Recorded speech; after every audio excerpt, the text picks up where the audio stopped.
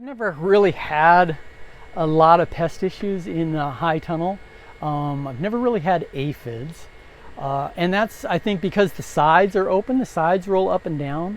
And the ladybugs and lacewings and dragonflies can go in and out. Like there's a dragonfly right there. So those are predators for those aphids. So as long as the sides roll up and down, that hasn't been a problem. I've had the tomato caterpillars, hornworms, yeah. So spray with BT for those. I had those last year, but the BT was really effective on that. Like I said, the wood chips allow the ladybugs to overwinter, so they keep the aphids in check. I've been really fortunate. I really haven't had any diseases in the high tunnel. North Dakota, you might think, is not a very hospitable place for growing produce, but the wind in this case works for the advantage, because this wind keeps this well ventilated. And the thing you want to have in a greenhouse is a lot of air movement to keep mold spores from developing and reduce the humidity. So you don't want it to be very humid in here. And so the open sides and the wind really help that. I have a fan going at the end, but that's probably really not necessary. So all of these tomatoes are trained with just 1 leader, just one main stalk, and they don't get all big and bushy. And that's to keep lots of space in between them so there's good airflow. You remove the leaves and the suckers as you go up, and as you reach each truss of tomato, you sort of remove all the leaves up to that truss that you're harvesting from. But these would be perfectly fine to have all the leaves removed up to here or so.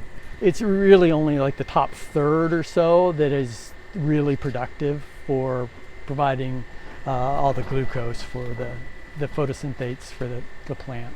So anything below here you can remove. And you can tell when you need to remove them, because the leaves will start, turning a little bit brown and getting spotted like these, right? So these aren't doing anything for the plant, right? As opposed to these leaves, which are nice and green. So all the photosynthesis is taking place here. Those really aren't doing anything, just taking up resources. Nope, I just, every fall, as soon as these tomatoes come out, I will put a 1-inch layer of compost on this, that compost we were looking at earlier. I'll put 1-inch layer of compost on all these, and I'll plant directly back into it. I've already started planting.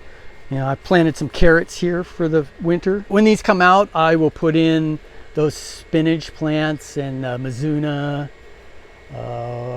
kale in here and keep those going until mid-December or so. Well, actually, they'll be productive until mid-December, and then they sort of go dormant, and then they'll just resume growing in late February. Yeah, that's about right. Yep. When they start growing in February, it's going to be slow, so it'll probably take a month to get a harvestable crop. But, so that's mid-March when I can harvest spinach and Mizuna and bok choy. Yeah, there's some really hardy plants that you can harvest really early, even in North Dakota. Nope. Other than remove all the debris, remove everything. At the end of the year, I try and put a 1-inch layer of compost on everything, but that's it. I don't cover them or anything. I know some gardeners will try and cover them to keep weed seeds out, which is not a bad idea, but that would be a lot of cover for my space. I just don't have the time to do that.